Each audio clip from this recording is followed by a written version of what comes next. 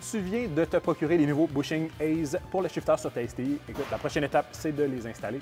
Donc, je te montre un petit peu comment on va s'y prendre.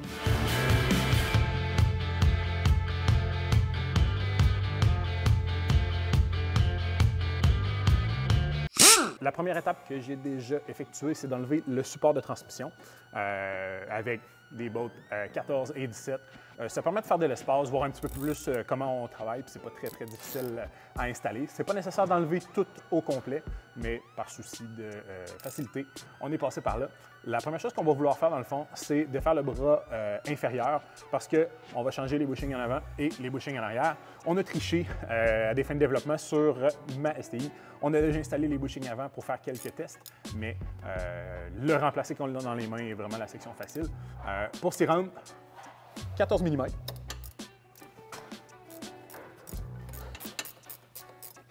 On doit de faire cette botte-là assez, mais on ne pourra pas la sortir à cause du tunnel. Par contre, il y a une petite fente ici en bas. On va pouvoir glisser tout le mécanisme.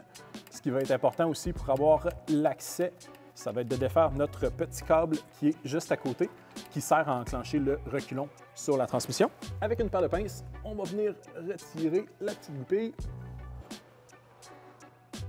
C'est important de faire attention. On va retirer le bras, mais il y a un petit washer qui va au bout de tout ça.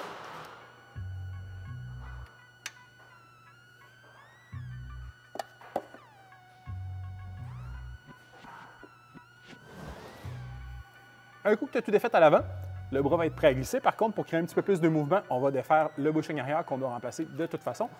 Comme ça, 2 bottes 12, une de chaque côté.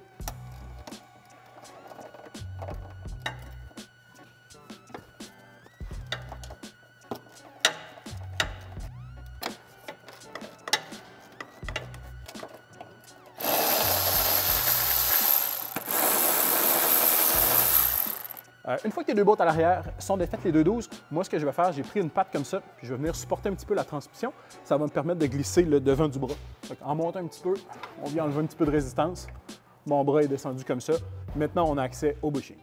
Tu peux, à partir de ce moment-là, enlever le boulon.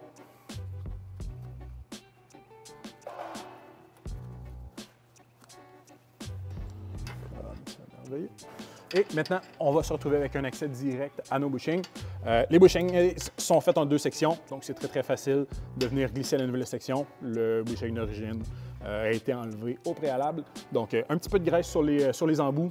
On vient installer le premier bushing, le deuxième avec la sleeve, puis on est prêt à réinstaller. Dans notre cas à nous, on veut se créer un petit peu d'espace, puis on va venir enlever le bushing d'origine à l'arrière.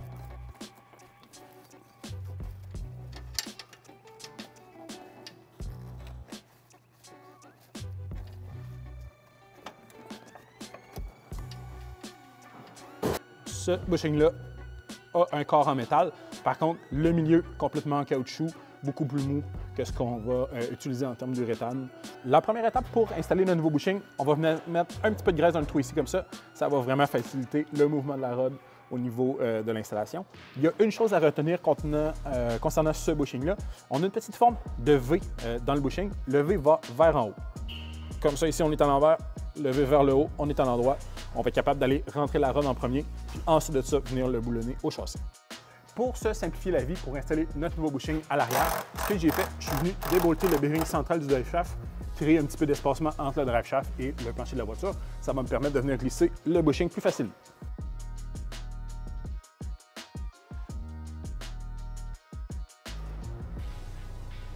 Avec un petit peu de jus de bras, quand ton bushing arrière est installé vraiment sur la rod, la première chose que tu fais si tu restes au Québec, un petit peu de graisse dans les filets de tes nouvelles bottes.